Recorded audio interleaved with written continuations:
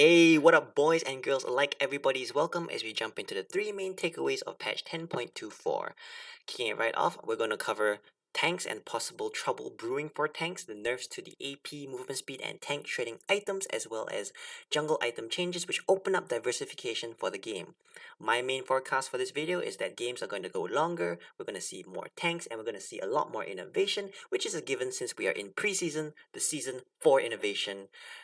In the first point, are tanks in trouble? Well, I don't really think so. The only changes to tanks this patch are that Amumu was nerfed slightly. Aside from that, every other tank item and champion remains unchanged, except for the after the 10.23 tweak to the damage of Sunfire Cape, which was much needed. Poor Baron got barbecued way too many times in way too many videos.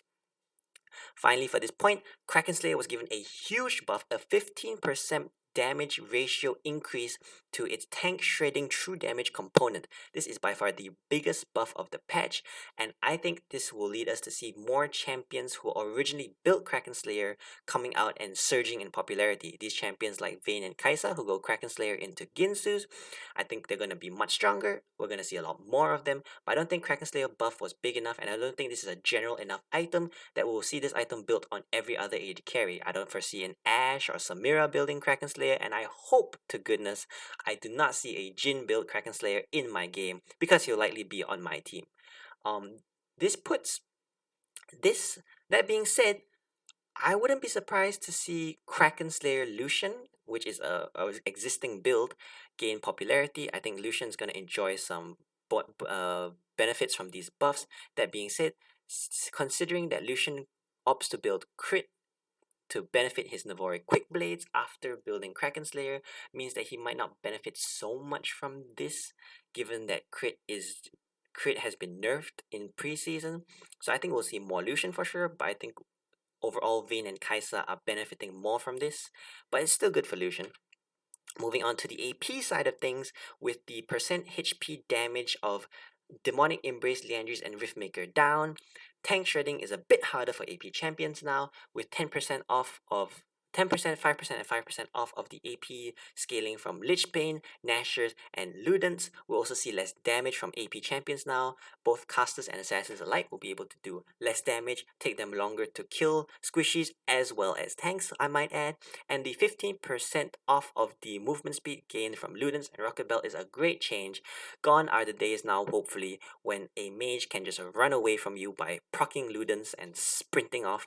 There was also no catching a mage who did that, and there was no running away from an assassin who procced Rocket Belt and sprinted for you and just destroyed you afterwards. So I'm quite glad to see these numbers tweaked slightly. The movement speed was insane. It was impossible to catch an assassin who didn't want to be caught, and it was impossible to run away from an assassin when you didn't want to be caught. Overall, though, I might add that these nerfs are great for tanks because if you remember in 10.23, people were arguing that there was too much damage in the game to be able to out tank it. So tanks were not in a good spot. That's what people thought. But now that we've seen the nerf to crit damage, and now we're seeing the nerfs in 10.24 to AP, tank shredding, and movement speed, the only item class, the item category that hasn't really been nerfed aside from the Sunfire change, slight Sunfire tweaks, is tanks. Tanks are remaining the same, tanks are remaining consistent, tanks are in a really good spot right now. And as we go into the third point, this can also benefit tanks. Jungle items have receiving a 2% nerf on the Omnivamp, but are now having the Omnivamp apply on AoE damage. This means that there'll be more sustain, so farming orientated jungle as a farming orientated carry as well as tank jungles will be able to benefit from this. Overall, everyone's going to be able to jungle with more and come out with the jungle with more HP. This on top of the 10.23 resistances nerfs to jungle camps has opened up the jungle to an insane amount of variety. People can try almost anything in the jungle.